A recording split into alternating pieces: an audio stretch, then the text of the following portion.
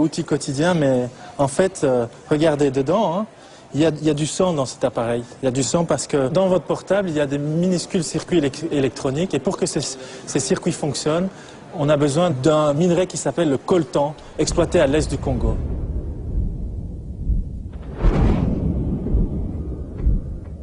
Il y a du sang des Congolais qui meurent à l'est du Congo dans un conflit atroce.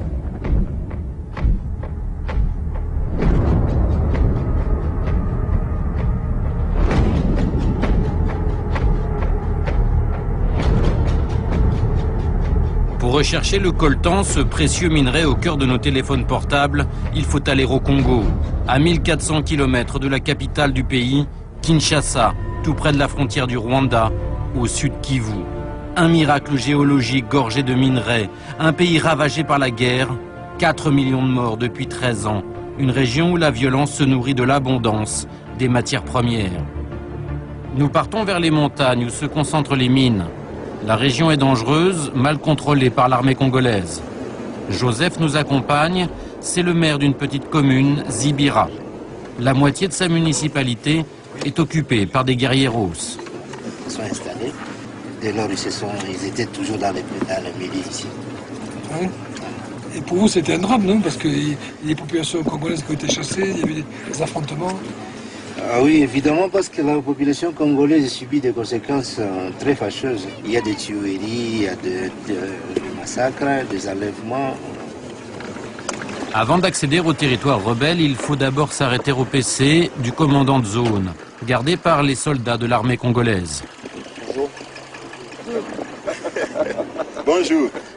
Bonjour. Bonjour, bonjour. Vous allez bien? Non, le capitaine. Capitaine, pardon. Les militaires se méfient, ils ne sont pas ici en terrain conquis. Alors vous allez jusqu'où? On va aller autour, là, je ne sais pas où. Joseph nous introduit auprès de l'officier. Il sera notre caution pour obtenir le laissez-passer qui permet de continuer notre route. Merci beaucoup. Peut-être pour demain. Merci. Demain, on en a bien. Un no man's land de quelques kilomètres. Et puis très vite, nous ne croisons plus personne sur le chemin. C'est que les paysans congolais n'osent pas venir jusqu'ici. Au fond de la vallée, après le pont, commence la zone contrôlée par les miliciens rebelles. Dernier barrage de l'armée congolaise. Une poignée de soldats contrôle le pont. Nous montrons le laissez-passer délivré par le commandant de la zone. Ils sont loin d'ici? À 2 km et demi. Vous les voyez de temps en temps? Ils arrivent, on les voit. Mais en fait, bonjour. Ah, on se salue. Hein. Ça va? Quand ils passent, il y a bonne relation? Bonjour, bonjour. Ça va alors, ok. Allez, bon courage, à tout à l'heure.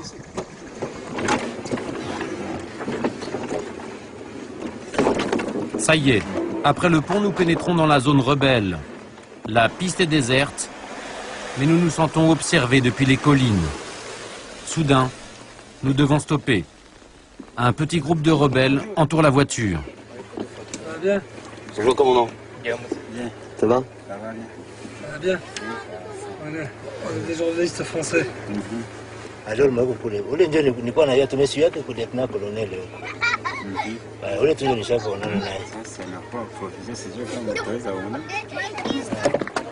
Les guerrieros sont méfiants. Leurs chefs sont restés cachés. Bonjour. Bonjour, ça va? Chaîne de télévision française, journaliste. Pas mal plaisir. Vous avez responsable d'eux, vous nous expliquer un peu. Qu'est-ce qui se passe? Qu'est-ce que vous voulez? Concernant précisément La situation par rapport au Congo, par rapport au Rwanda. Si on peut rencontrer un responsable. Vous allez nous attendre là-bas. Difficile de faire autrement. Les rebelles couperont à travers les collines pendant que nous continuons la piste. Le rendez-vous nous a été donné dans ce village. Impossible de sortir la caméra de la voiture.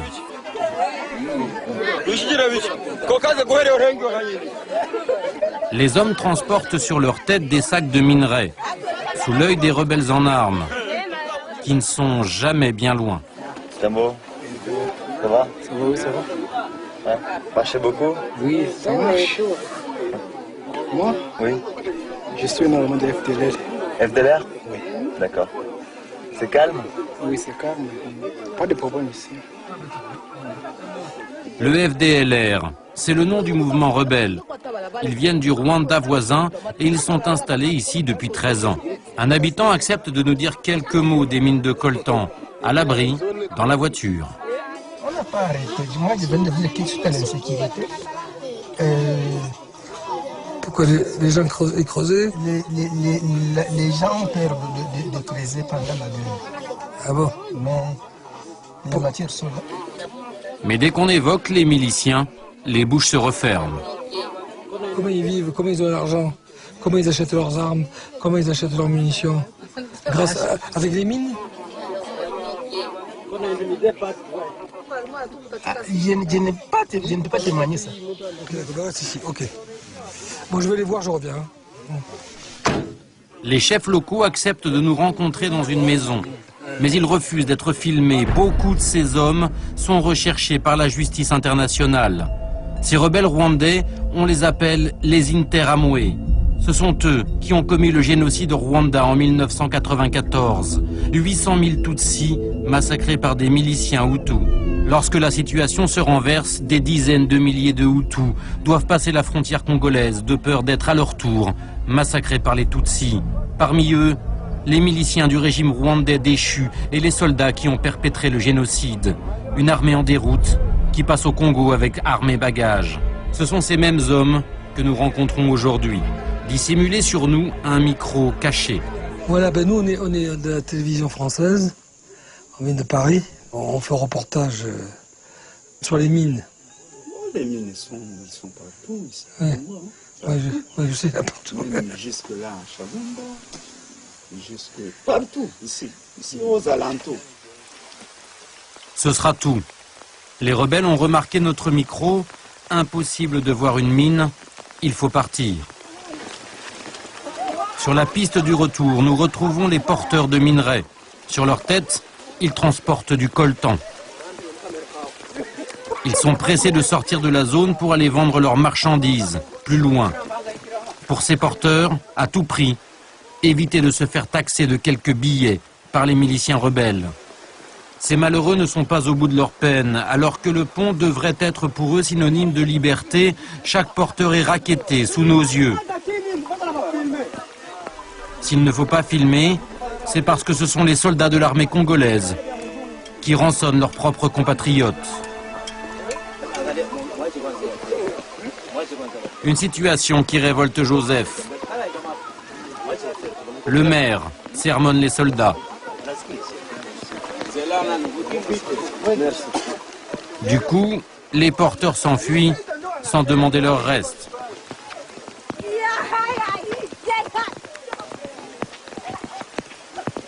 Il y a une position de l'armée là qui fait payer de l'argent, je ne sais pas pour quelle raison, c'est pas autorisé, c'est un rançonnement. Tous les porteurs se retrouvent quelques kilomètres plus loin dans cette maison à Rana. C'est le village où est rassemblé le coltan de la région. Certains ont marché 4 jours pour arriver jusqu'ici avec leurs minerais. Ça c'est coltan. Et tous les sacs ils pèsent combien? 40.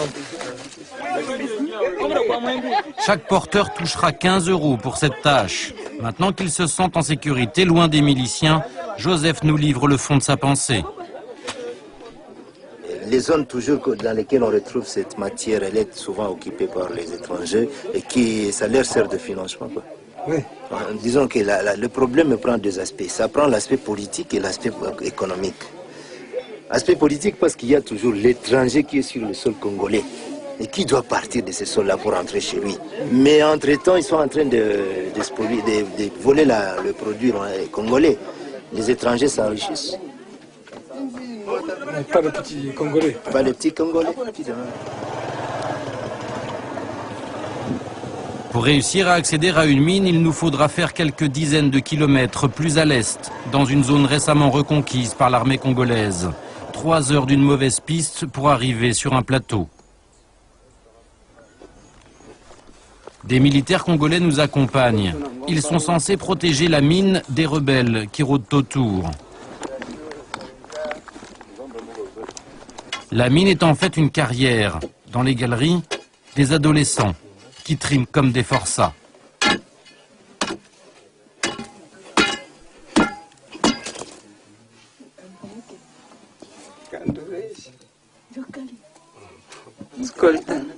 L'or noir du Congo, ce sont ces morceaux de roche collés à du calcaire. Tu sais à quoi ça sert le coltan? Non. On ne sait pas bien. On sait que c'est juste du minerai.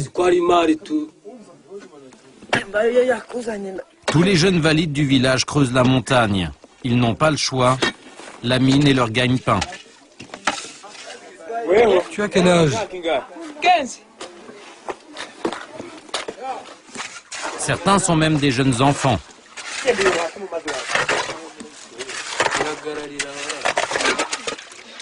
Comme dans une mine d'or, la terre est lavée plusieurs fois. Les grosses impuretés disparues, il restera un sable gris et des petits cailloux noirs. C'est ce coltan qui est convoité par les groupes armés. Il n'y a pas si longtemps, ils sont venus le voler, les armes à la main. Anatole, le chef du village, s'en souvient. Il y avait des groupes de milices, il y avait des FDLR qui venaient souvent attaquer ici à cause du coltan. Ils venaient quand les gens avaient au moins quelque chose, ils venaient piller et puis tuer aussi les gens. Et là aujourd'hui ils ne le font plus? Bon, ils arrivent aux environs, ils viennent piller les vaches, les chèvres et comme ça. D'accord, mais là ils ne touchent plus au coltan? Non, non, ils n'arrivent pas ici parce qu'ici nous sommes bien sécurisés. La sécurité, ce sont eux. Une poignée de civils commandés par un soldat, pauvrement armés et rarement payés. Il leur arrive eux aussi de rançonner les mineurs. Le précieux minerai est, lui, chauffé, tamisé et soigneusement conservé avant d'être revendu à des marchands de brousse.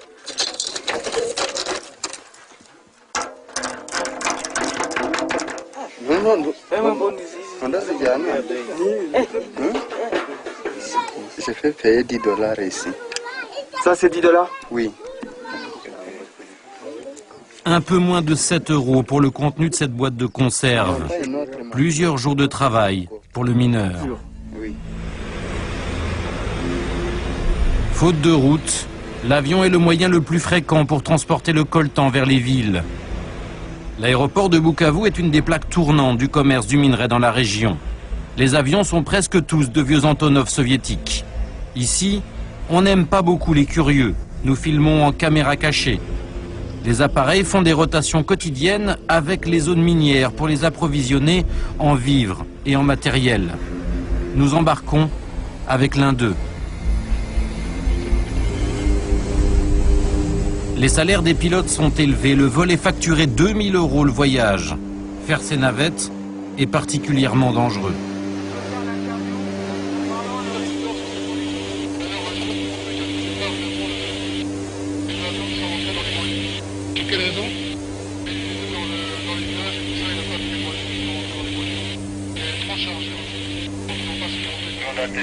L'autre danger, ce sont les hommes armés qui pullulent dans la région.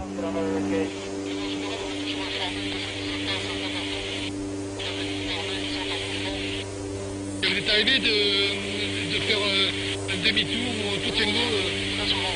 On a perdu un autre groupe armé qui reprend l'aéroport et donc jamais redécollé. On a fait tirer sur l'avion? Non, on a déjà fait tirer sur l'avion. Voilà la piste de Mulungu, 500 mètres de terre battue.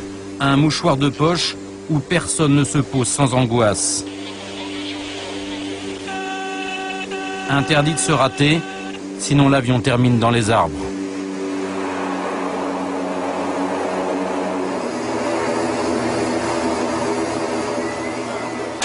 Sacs de farine, sucre, caisses de bière. Les vivres vont être vendus aux mineurs. Mais le plus important, ce que l'avion vient chercher, le coltan. Voici la production d'une semaine. Les sacs ne sont pas très volumineux mais pèsent en moyenne 40 kilos. Le coltan est un des métaux les plus denses du monde. Hein? Combien de matière? Moi, c'est 829 kilos. Dans cet avion, on embarque pour près de 60 000 € de minerais. Les lots sont enregistrés sur un document d'expédition très lapidaire. Il ne mentionne que la quantité et le destinataire, pas l'origine du produit. À Mulungu, il ne se pose qu'un avion tous les 10 jours. Sans lui, le village serait complètement isolé du monde. Depuis 1960, ici, il n'y a pas de route. 1960 60, il n'y a pas de camions et pas d'autres choses ici. C'est à pied seulement et on transporte à dos aussi. Il faut combien de jours pour aller à Bukavu? C'est une semaine presque. Voilà, c'est notre bureau. C'est par ici, il y a l'appareil, le tour de contrôle. Ah, très bien. Voilà. Ça, c'est un tour de contrôle. Oui. C'est le tour de contrôle et les métels. L'installation est plutôt sommaire, comme le matériel. C'est le métal VHF, servant de tour de contrôle. Ça nous aide pour permettre aux pilotes d'atterrir sans difficulté. La radio sert toujours à prévenir les pilotes si des rebelles ont investi la zone. Depuis 1994, la région n'a jamais connu la paix. Beaucoup de morts ici, par exemple, il ne manque pas de trentaine de morts. Tous les combattants voulaient gagner des matériels et des matières comme coltan et cassis. Et on ne sait pas si on est maintenant assuré de la sécurité, puisque on souffre quelque part, on parlait, il y a encore des intérêts ou autres. Ils sont loin des terrains, vous les voyez passer de temps en temps? Oui, ils font des pillages dans certains villages ici.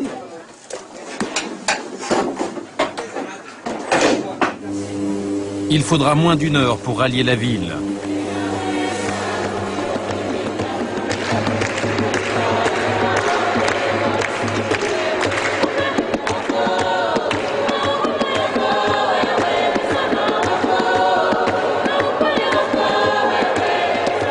Retour à Bukavu, la capitale du Sud Kivu, dans la cathédrale de la ville.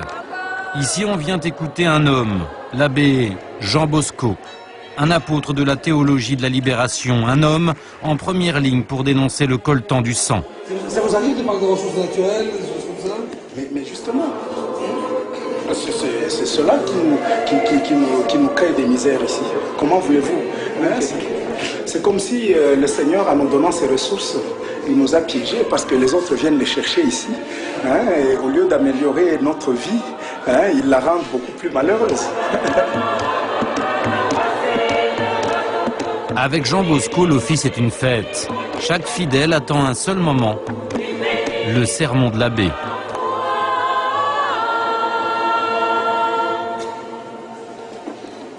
Que la paix du Seigneur soit avec vous. Et avec moi aussi. J'en ai besoin autant que vous. Pourquoi notre pays ne fonctionne pas bien? C'est parce que beaucoup de gens ici, ils veulent jouir avant d'avoir travaillé. C'est ça la tricherie, c'est ça la corruption. Ils sont prêts à se vendre à l'étranger et on crée la guerre au Congo. Et on donne des armes aux Hutus et aux Tutsis. Battez-vous, bêtes que vous êtes. Et on leur donne des armes. Bam, bam, bam, ils se battent. Et pendant ce temps, le coltan est récolté. Coltan, or, diamant. Vous avez vu mon geste?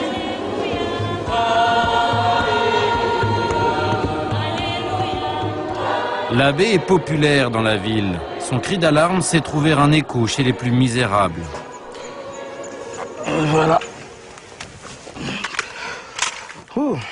On nous pille, on organise la guerre pour pouvoir assurer le pillage. Mais je le dis, pour l'Occident, ce n'est pas une bonne chose. C'est-à-dire que l'Occident gagnerait beaucoup mieux, non pas par cette économie de prédation, il gagnerait mieux en aidant le Congo à décoller.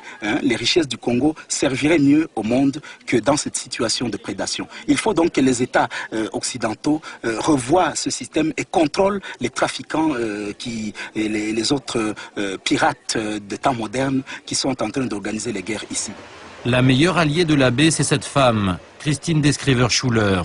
C'est la fille d'un planteur belge et d'une cueilleuse de thé congolaise. Elle dirige aujourd'hui une association d'aide aux femmes victimes de la violence. Elle dénonce les fameux rebelles rwandais qui contrôlent les mines. Ces femmes sont des miraculées. Elles viennent tout juste d'échapper aux griffes de leurs tortionnaires Hutus. Toutes ont été violées à de multiples reprises par les hommes de ces groupes rebelles. Cécile était une jeune fille de 16 ans. On était venu la kidnapper dans son village. Cécile, on l'a emportée pendant 1 an et demi dans la forêt où elle servait d'esclave sexuelle. Et un jour, elle a réussi à fuir avec sa grossesse. Et voyez le petit produit du viol. C'est la petite Sylvie. On a pris ma mère et mes 2 frères. Mes 2 frères ont allé faire l'exploitation des mines là. Il y avait des mines de coltan. Est-ce que vous avez travaillé de la mine? Non, c'était des soldats. Ils étaient pris comme des esclaves pour aller travailler là à la forêt. Et une fois tu es fatigué, on te donne les serments et la vie se termine comme ça. Soit ils vous brûlaient vivant, soit ils vous découpaient à la machette, soit au couteau. Et si vous aviez de la chance, ils vous tiraient une balle dans la tête. C'est dommage qu'elle parle pas français. Oui, ils ont beaucoup de mines, beaucoup. Et il y a des gens qui viennent ici en ville, qui les apportent de l'argent là-bas. Ils les donnent des mines, puis aussi ils viennent ici en ville pour vendre ici. Dans une région où l'horreur est partout, Christine est souvent leur seul recours. Chaque mois, elle donne 10 $, 7 € à chacune d'entre elles. Une somme importante ici. Voilà. Ça, signé Pembeni Ginako. Ce que les femmes, par pudeur, n'avouent pas, Christine ose le dire. Le viol ici est une arme de destruction massive. Il faudrait créer de nouveaux mots pour qualifier ces viols, parce qu'on a des femmes qui nous arrivent et qui disent si seulement ils nous passaient dessus, même à 40, infection ou pas, on n'en parle pas. Mais les femmes sont complètement démontées, détruites. Il y a des viols rituels sur les bébés, les très vieilles femmes, donc personne n'est épargné, même sur les garçons. Il y a aussi des viols qui sont accompagnés d'une telle violence pour détruire, c'est comme pour détruire le moteur de la société qui est la femme. Parce qu'on ne nous fait plus, pardonnez-moi, le plaisir de nous violer normalement. On nous introduit des baïonnettes, des bâtons, des plastiques chauds. Et il y a aussi ces viols pour, justement, à cause de cette exploitation minière, tous ces gens, tous ces hommes qui travaillent ont des besoins, donc ils vont se servir sur la population et ils prennent les femmes, les enfants, les filles pour satisfaire leurs besoins. L'abbé Jean Bosco, lui, répertorie ses crimes pour que peut-être un jour les tortionnaires soient traduits avant la justice divine, devant celle des hommes, pour leur barbarie qui dure aujourd'hui encore.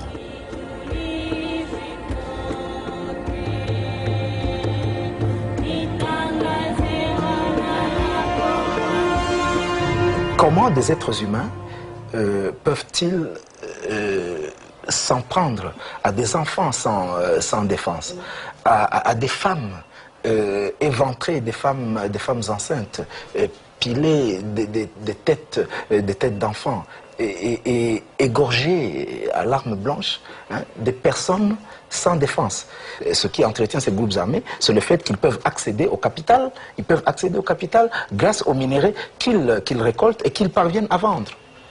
Lorsque vous voyez de telles choses, vous vous demandez justement, ceux qui leur achètent leurs minerais ou les produits de leur rapine, est-ce qu'ils ont une conscience? Regardez ce qu'ils font. À Bukavu, le problème, c'est qu'argent et conscience ne font pas bon ménage. Ici, il n'y a pas de banque, pas d'industrie. Et pourtant, de nouvelles constructions fleurissent un peu partout. On les appelle les maisons coltan. En ville, les petites compagnies d'aviation sont légion, comme les transporteurs et les transitaires spécialisés. Certains sont même français. L'hypocrisie est générale, tout le monde prospère sur le commerce du minerai. Janvier et Ézéchiel possèdent une agence de fret. Ils approvisionnent les mineurs en produits de première nécessité. Ça c'est du marchandise, savon, allumettes, piles, etc. C'est pour qui? C'est pour les clients. C'est qui les clients? Les clients, c'est les commerçants. Les commerçants qui transportent les marchandises à l'intérieur. Ils ont même bricolé une radio pour communiquer avec leurs hommes qui vivent en brousse. En retour, ils assurent le transport du coltan et les autres minerais pour les gros commerçants de la ville. Ils en achètent aussi pour leur propre compte. Environ 70 € le kilo. C'est le prix du coltan à l'exportation. On fait les business. On profite une petite commission là. Qui fait le prix? C'est vous qui fait le prix. C'est les bazungu, c'est les blancs qui fait le prix. Marché mondial, c'est vous. C'est vous qui fabriquez ça. C'est vous qui fabriquez le téléphone. C'est vous. Ah oui, ils pensent que c'est ça. Quant à savoir où va l'argent qu'ils payent aux producteurs de coltan, les deux compères préfèrent rester prudents. Si ça a été pour financer la rébellion, on ne sait pas. On peut faire une tourne. On ne sait pas si ça a été pour financer la rébellion, on ne sait pas. Pourtant, l'argent du coltan sert bien aujourd'hui à financer les guérillas à l'œuvre dans le pays. De l'autre côté du lac Kivu, nous rejoignons Goma, la capitale de la province voisine, le Nord Kivu. Elle aussi égorgée de minerais et en proie à une rébellion. Un volcan en activité, le Nyiragongo, surplombe la ville. Les traces de la dernière éruption en 2002 sont encore visibles, mais Goma est surtout menacée par un chef rebelle, le général Laurent Nkunda. C'est un Congolais, mais de l'ethnie Tutsi, en guerre contre le gouvernement du Congo. Il a affronté l'armée congolaise à plusieurs reprises, en 2004, 2006 et en 2007. Il est recherché pour crimes de guerre. On impute à ses troupes massacres et exactions. D'abord, il vient piller nos richesses, il tue les personnes, il vole les téléphones, il viole nos femmes.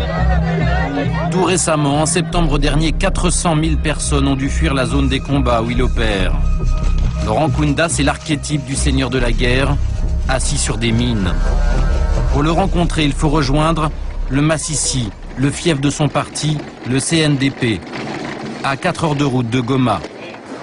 Après le feu vert d'un représentant du général, un chauffeur accepte de nous emmener jusqu'à lui.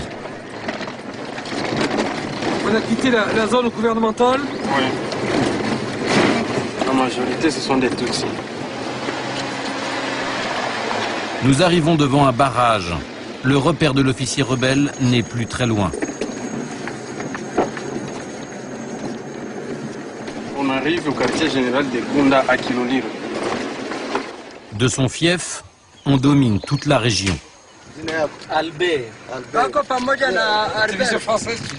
Le contrôle est strict, la crainte d'un attentat.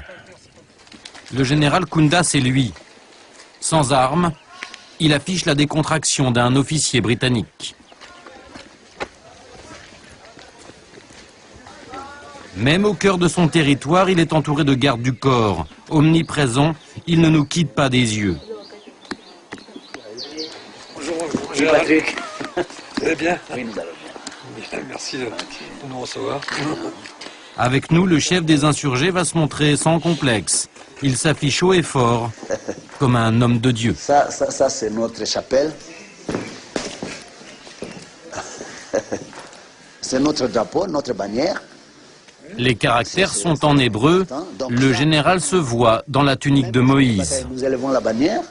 Et toute personne qui accepte que Jésus est le roi des rois et seigneur des seigneurs, il est notre membre, il est notre frère. Là, c'est un message que Dieu nous avait envoyé. Le 10 avril 2007. On était réunis ici dans la salle et l'Éternel nous a donné un message qu'il faut que nous prenions la décision de changer les choses. Vous êtes pasteur, ça remonte à plusieurs années. Oui, ça remonte à plusieurs années. Je suis pentecôtiste par adhésion. Mais naturellement, je suis adventiste du 7e jour. Adventiste. Le maquis ne m'empêche pas de continuer cette mission ecclésiastique. À son revers, un pin s'étonne. Rebels for Christ.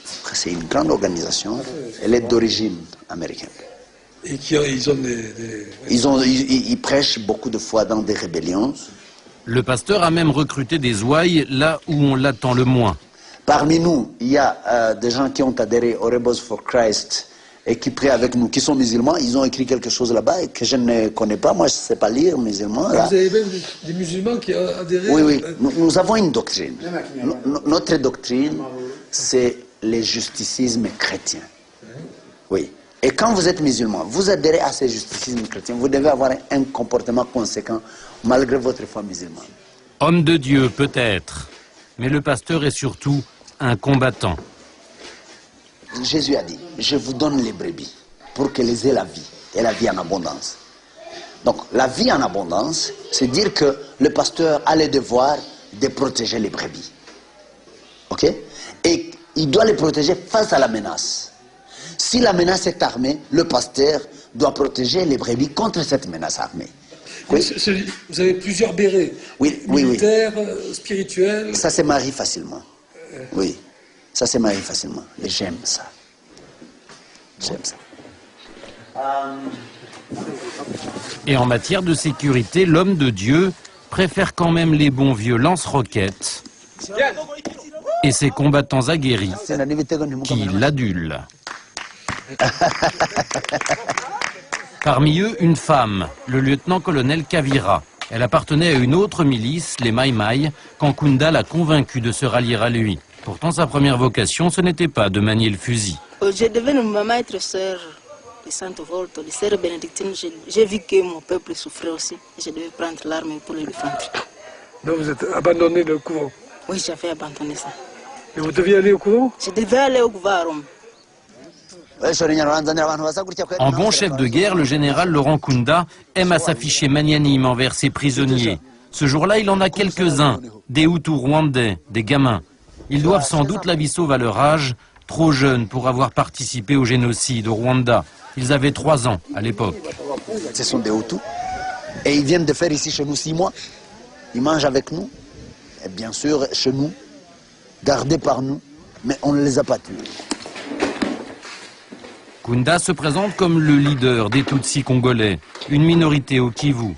C'est là qu'il affirme puiser sa légitimité de protecteur du peuple. C'est ça le grand problème. Il y a beaucoup de minorités. Mais les autres ont le droit de circuler au Congo. Mais les Tutsis, non. Nous avons été chassés de partout au Congo. De partout, j'ai dit. Et même dans le Nord Kivu, nous ne pouvons vivre que là où se trouve le général Laurent. Sa place, il la doit surtout au soutien du général Kagame, Tutsi comme lui, président du Rwanda.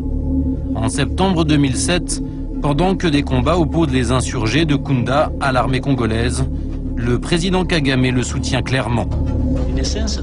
Regardez cet homme, Laurent Kunda, que vous l'aimiez ou pas, quelles que soient les erreurs qu'il ait pu commettre auparavant, a des revendications politiques qui sont légitimes.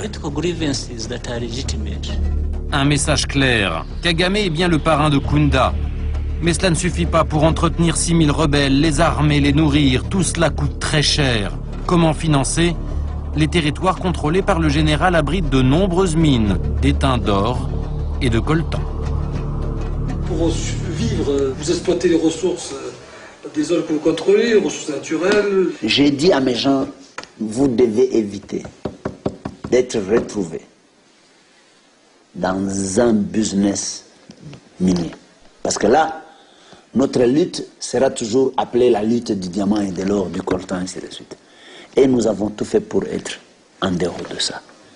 Sinon, les gens continuent à dire, si Laurent reprend la guerre à l'Est, c'est pour le diamant, c'est pour le coltan. Et je me suis dit, alors je ne vais pas toucher. L'homme nie farouchement toucher au coltan, mais assure qu'il contrôle tout le système économique de sa région. Nous sommes un mouvement. Nous avons des membres qui comprennent que leur survie dépend de la réussite du CNDP. Et ces gens-là cotisent chaque mois de l'argent pour nourrir les militaires. À côté de ça, Massissi est très grand. Il suffit de sécuriser la population et la population produit. Il suffit que je fasse une sortie, une cérémonie, et j'ai tout ce que je veux demander. Le général aurait tout ce qu'il veut, sauf les mines, difficile à croire. Pour savoir si le coltan finance oui ou non sa rébellion, retour à Goma. Nous découvrons qu'une de ses proches relations, un ancien général rebelle, est impliqué dans le commerce du minerai venu de sa zone. L'homme est un de ses frères d'armes. Ils sont accusés d'avoir commis ensemble des exactions en 2004. Nous tentons de rencontrer cet homme devenu commerçant dans son comptoir, un entrepôt discret derrière une station-service qui lui appartient. Nous interrogeons un voisin. C'est vous qui avez le comptoir ici? Ici c'est fermé, il faut qu'on aille dans le comptoir. D'accord, allez. On vous suit. Avec lui, nous nous y rendons en caméra cachée. Mais arrivé sur place, impossible de rencontrer l'ex-général. On nous dit qu'il est en Belgique. Il va le filmer, le comptoir. Non, mais on ne fait pas que ça. C'est le Kivu. Les deux Kivu. Le Kivu. Moi, je pense que ce n'est pas très important. Ce n'est pas très important. Nous filmer, nous faire des documentaires, des comptoirs. Pour moi, ça nous donne quoi? Au fond du bâtiment, il y a effectivement des sacs de minerais. Mais on ne nous dira pas d'où ils viennent.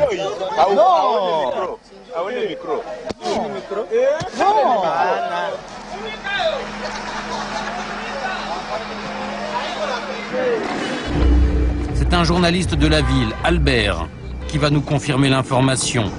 Il a rencontré personnellement le général Kunda comme son compère, l'ex-général, devenu businessman. Il fut officier du ex-RCD du temps de la rébellion.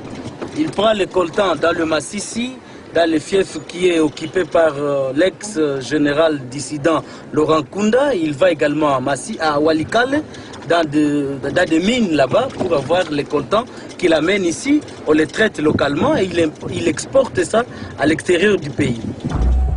L'ONU a tiré la sonnette d'alarme en 2003. Les métaux sont bien le nerf des guerres qui ensanglantent la région. Dans un rapport, elle a imposé un embargo sur les armes et dénoncé le financement des rébellions par la vente du coltan. Pour ramener la paix, il y a 18 000 casques bleus déployés au Congo. 5 000 sont installés dans la région et font face directement à la milice du général Kunda. Ces hélicoptères ont même déjà ouvert le feu sur ses troupes. Sylvie van der Wildenberg est chargée de l'information pour la mission des Nations Unies. Elle est dans le pays depuis 4 années. Elle ne mâche pas ses mots sur le général. Pour vous, Kunda, c'est rebelle? Un dissident, c'est quoi? Oui, c'est un rebelle, c'est un dissident, c'est un chef de guerre, c'est un général déchu. Il y a des violations de droits de l'homme graves, imputables à ces hommes. Monsieur Nkunda continue de recruter des enfants dans ses troupes. Il y a des enfants, on les voit, il les cache, ses commandants les cachent. Vous avez des cas avérés de... Bien sûr, nous avons des cas avérés, nous avons des cas de massacres, nous avons des cas d'assassinats ciblés de personnes sur simple suspicion de collaboration avec les combattants auto-rwandais. Sylvie van der Wildenberg n'a pas de doute. Ce qui finance cet état de guerre, c'est le commerce des minerais. L'une de leurs premières ressources sont des ressources du sous-sol qu'ils exploitent illégalement, d'où l'importance du rétablissement de l'autorité de l'État et du contrôle de l'État sur ces mines. Dans une région où règne l'anarchie, le trafic des minerais à bord de ces petits avions se déroule sous les yeux même des casques bleus. Sylvie van der Wildenberg n'en revient pas de la dernière manipulation d'une société de commerce de coltan. MPC, cette compagnie sud-africaine, utilisait 7 hélicoptères aujourd'hui bloqués sur le tarmac pour éviter tout contrôle sur le transport de ces minerais. Il était siglé Nations Unies, en toute illégalité bien sûr.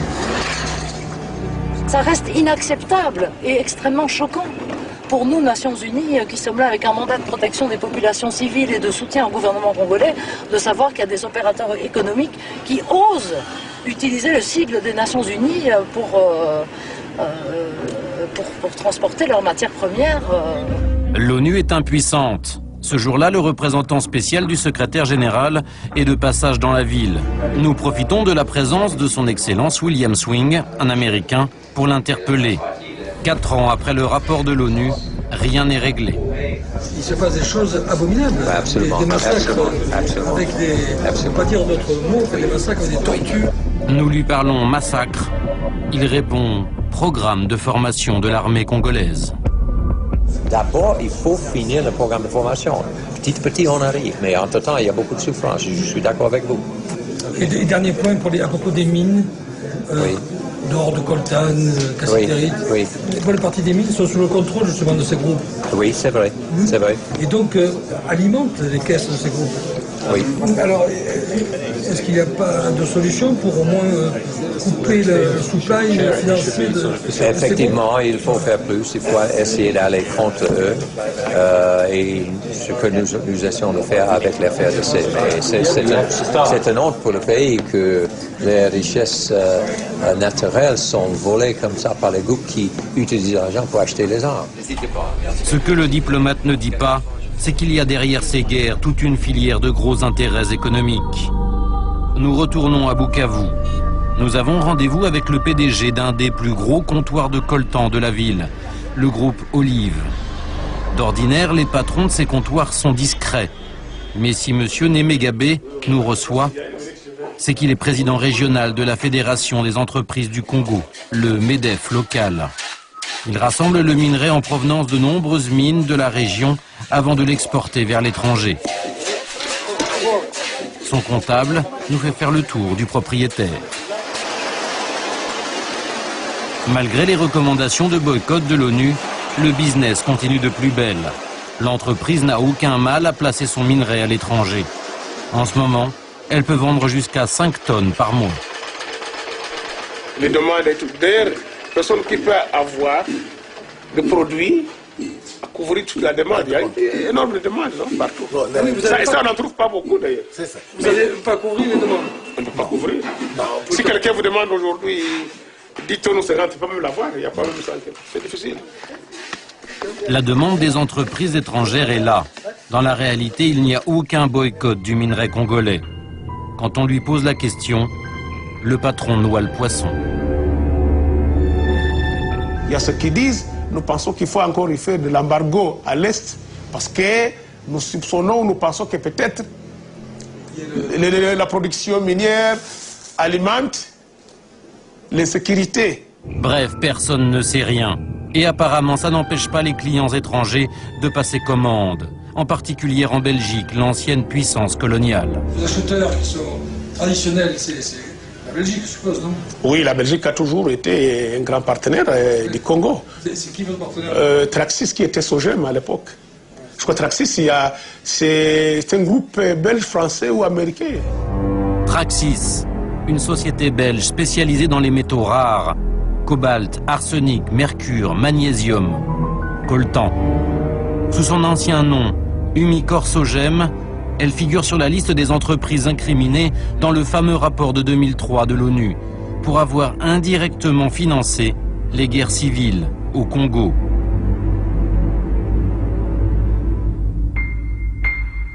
Financement de conflits, surtout dans l'Est et le Nord-Est du pays. Elle a été rachetée en 2006 par 2 fonds d'investissement américains. Elle dispose d'une vingtaine de bureaux à travers le monde. À Bruxelles, Traxis a son siège dans Manhattan, le quartier des affaires de la capitale belge. Malgré les injonctions de l'ONU, depuis ses bureaux, Traxis achète aujourd'hui encore du coltan congolais. Oui, je suis bien chez Traxis. Oui, bonjour madame. S'il vous plaît. Nous ne désirons pas, si vous voulez, faire étalage dans une émission ou quoi que ce soit de notre politique et de notre présence et de ce que nous faisons en Afrique. Est-ce que vous continuez à importer du coltan depuis l'Est du Congo? Oui. Et est-ce que vous savez d'où il vient? Je dirais qu'effectivement, nous avons nos contrôles, nos sources et on en connaît l'origine, en effet. En prenant toutes les dispositions nécessaires, à mesure du possible, pour s'assurer que nos fournisseurs les respectent. Donc extrêmement sensibilisés à ce genre de choses. À entendre Traxis, le coltan acheté au Congo ne proviendrait en aucun cas des zones en guerre. Un discours démenti par son propre fournisseur.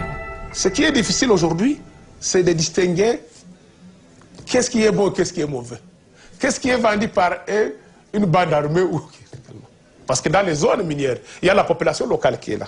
Et la population locale qui creuse et qui vend aux artisans, aux négociants.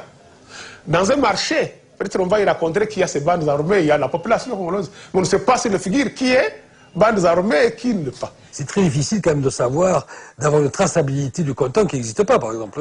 C'est pas comme pour le diamant, par exemple. Je vous dis, on envoie des auditeurs externes aussi pour aller vérifier les dires de nos fournisseurs. Donc on est là pour en transparence vis-à-vis de nos fournisseurs. D'autre part, on envoie des équipes indépendantes ici sur place pour rendre compte. Difficile de croire que les enquêteurs de Traxys risquent leur vie pour contrôler les mines, dans un pays où ni les autorités ni les exportateurs eux-mêmes ne s'aventurent. Malheureusement, dans les zones minières, disons, je crois que vous avez fait un tour. Je ne sais pas, vous êtes arrivé jusqu'où? Parce que moi, personnellement, je ne parviens pas à arriver dans les zones minières parce qu'il y a toujours l'insécurité. Depuis Bruxelles, une demi-douzaine de traders comme Traxys exportent dans le monde entier. Aucun de ces négociants n'a accepté de répondre à une interview filmée. Il nous a fallu prendre rendez-vous en caméra cachée avec l'un d'eux pour trouver quelqu'un qui parle franchement. La société T est installée dans un petit village belge. Elle achète du minerai à Goma avant de le faire expédier en Asie depuis le port de Mombasa au Kenya. De cette maison. Bonjour, je viens très... Oui. Bonjour Patrick Forestier, comment allez-vous? Le patron a une cinquantaine d'années et cela fait 30 ans qu'il travaille avec l'Afrique. En 2003, le nom de sa société figurait lui aussi sur le rapport de l'ONU.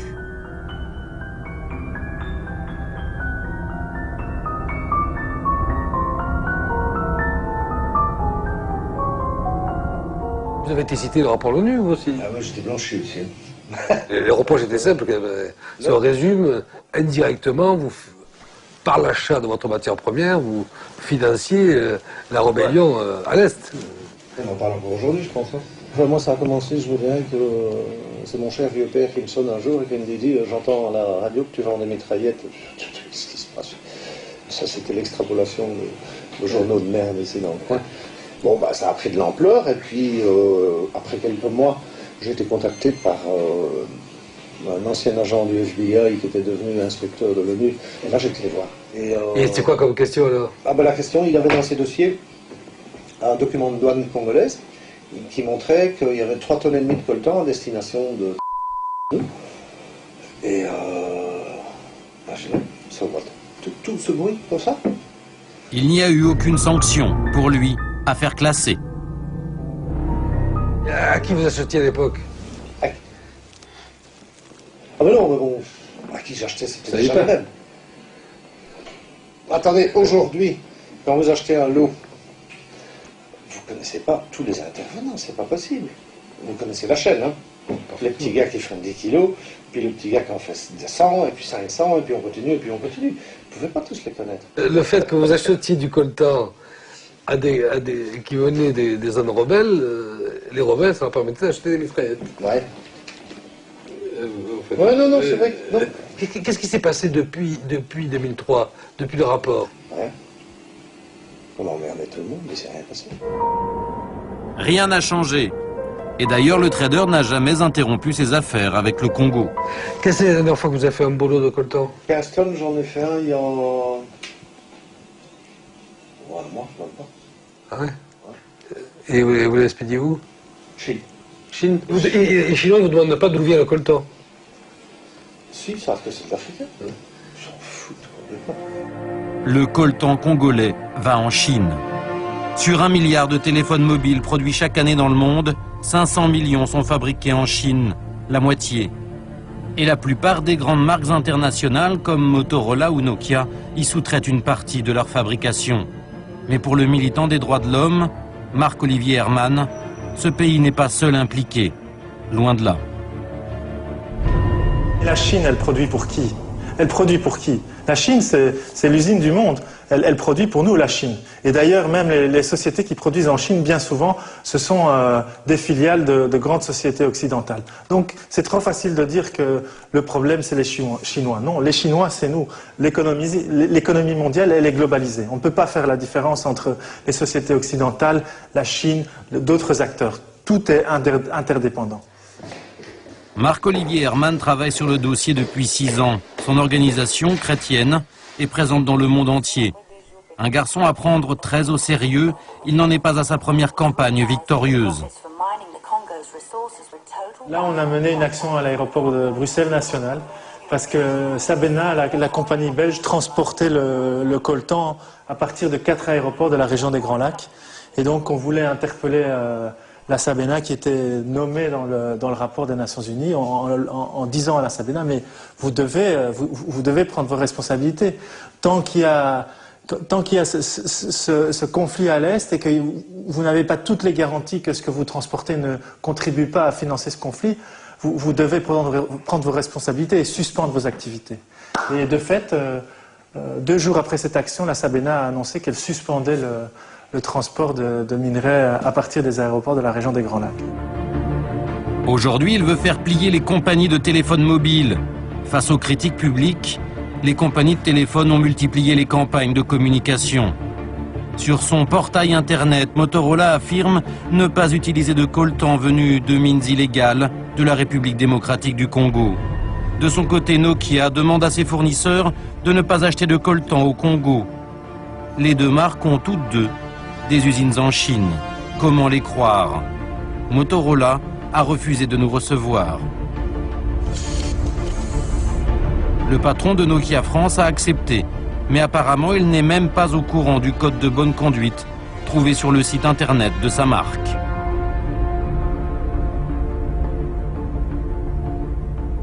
Vous savez qu'il y a le téléphone, les computers, un minerai assez rare qui s'appelle le coltan, et il y a eu un rapport de l'ONU qui préconisait l'arrêt de l'achat de ce minerai rare, le coltan, au Congo, parce qu'il alimentait la guerre et les massacres.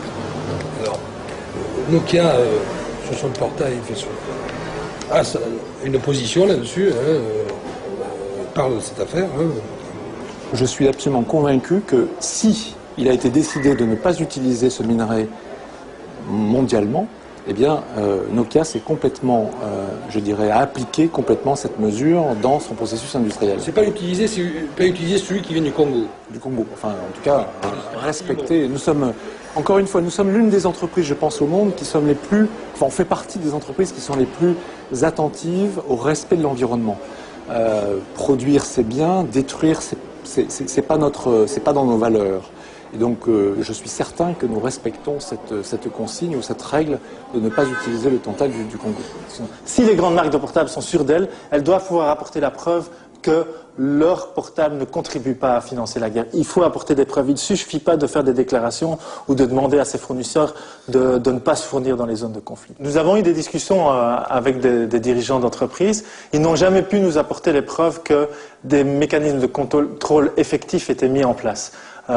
Ils ont publié des codes de conduite, mais on n'a jamais reçu des preuves qu'ils étaient capables de contrôler l'application de ces codes.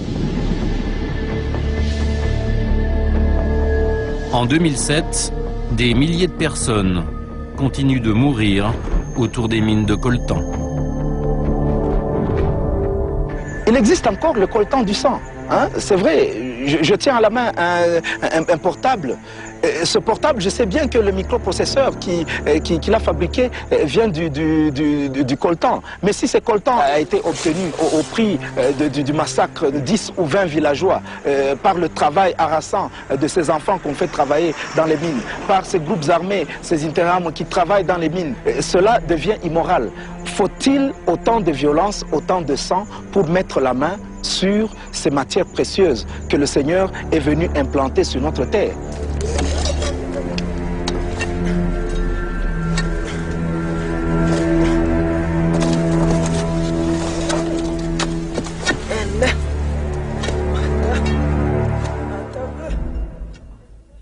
Cette émission est terminée, on se retrouve la semaine prochaine. Avec une enquête sur des petites pilules tout à fait magiques, si vous avez envie d'être plus beau, plus intelligent, plus jeune et plus performant dans tous les sens du terme, eh bien l'émission de la semaine prochaine sera pour vous. Les accros aux petites pilules magiques en deuxième partie de soirée à 23 h après les séries sur Canal. À bientôt. Passez une bonne semaine sur Canal. Ciao.